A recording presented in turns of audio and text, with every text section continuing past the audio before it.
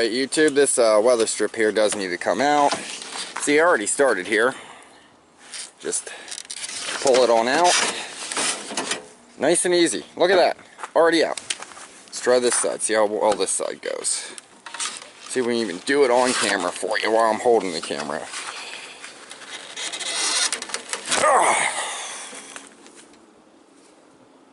I think that's the end of it. We'll have to double check down in the door. Let's get down in the crack there. Hey, look. Yes, it is. But it just runs right up in through there. The whole way around. And it does happen to go the whole way down there where you see the window is at right now. So, you know, that's going to be the tricky part there. This part's not too bad. So, now that I have that out, I'm going to put the new piece in.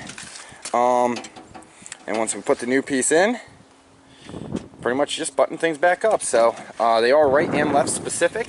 So check your packaging. Make sure you get the right one. And we'll see why here in a minute. This piece will be an example. There you go. So one side's longer than the other. I think it's the interior side that's longer. Either way, right and left specific. They're one shape, so it's really hard to mess that up. We're going to get the new one, put it in place, and run it around. I've seen a lot of people start over here, so we're going to attempt with that and go from there. If that works, great. If it don't, well, then we'll start over here. I'm not going to show you too much of the actual install process, but I'll give you highlights of it. Anything that I run into that's an issue. We pretty much just push it in place down here, and then work it the whole way up and around. Oh, YouTube, we're part way there. I'm working with a pretty crappy beat up door frame here, and this should seat in. This is really hard to get the whole way in there. The backside seems to be fine, but the window will push it where it needs to be after going up and down a few times. The main key is you want to, after you get a good section done, go over it and push this in on both sides as much as you can, because you want it seated as far in as possible, because it does support the window. As you can see, the window will rattle around in here now. I think one of my guide bushings is bad too, but this door frame here is cracked, which I'm going to weld that up at one point. I'm probably not going to cover that, because it's just going to be a fix it, get it done repair. So this is about going fast, right? It can look good in the process, but it's mostly about going fast. So, this is a little concerning here, but the other one was like that. But get it nice and seated. Start working down to about halfway here. And then you need to feed this down the rabbit's hole.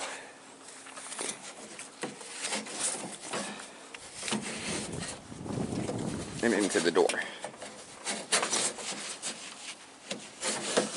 And I'm not going to be able to do it on camera, but you kind of want to get it into this groove back in here. You'll see it better. There you go. See the channel it runs in? You want to get into that groove and then push it down. So a little lubrication may be needed in that case. You know, so get out something, a dry graphite or a lithium grease, and something's not going to, you know, permanently stain your windows like chassis grease would. And, you know, go ahead and just slide it down in. Okay, YouTube, weather strip is now in. The fitment is not the best, but mostly because of my dents in my door here. You can see how bad that is.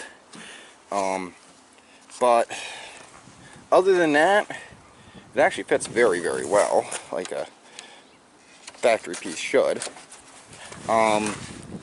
The belt line goes just like that. And then in there, the belt line just was kind of bent like it is there, so I left it. Coming around here, I actually got most of this in, rolled the window part way up, rolled the window up and then pushed it the rest of the way in. But be careful, because you'll actually pull, you'll peel the weather strip right out if it's not in enough. And I did destroy my water shield here. I don't care about that right now, because I'll probably be removing that 6 more times anyway. But just something to remember. is these are held on with like some really sticky glue here. Usually they use a strip caulking, but this is like a really sticky glue, and you're pretty much going to rip the water shield every time you take it off. So, you know, once you've got your door finished up, you know everything works, and like I said, I got that repair to do. I'm going to do the guide bushing then too, probably. So this will be off again.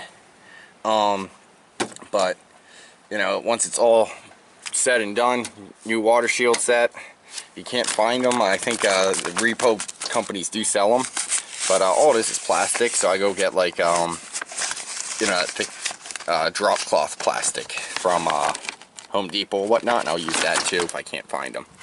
So after I got everything in place pretty well, I use the window itself to work it in place.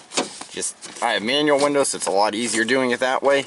Power windows, you might have a little bit of concern because the motor's obviously going to bind up. At that point, you need to push it in more. Paint stick will work great to push it in. And the more you use the window, the more it's going to seat. So right now, mine's not fully seated, as you can see.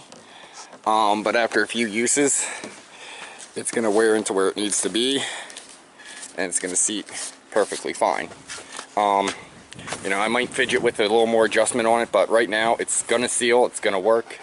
I'll take it for a test run, make sure I don't hear any air, but I don't foresee hearing any air, so, you know, should be all good. The other side, same process, you know, just the other side. So it doesn't matter which door you're doing, it's gonna be the same process. The last thing is obviously put the door panel back on, which we're gonna get done here. Alright YouTube, that is how to install the door run weather strip on your hardtop Fox body there. You know, coupe and hatch, 79 to 93s, all pretty much the same on that one there. And obviously doesn't work for the T-tops or convertibles. So, how to install the door run weather strip on your Fox body. Thank you for watching Peterson Auto. Make sure you like, comment, and subscribe.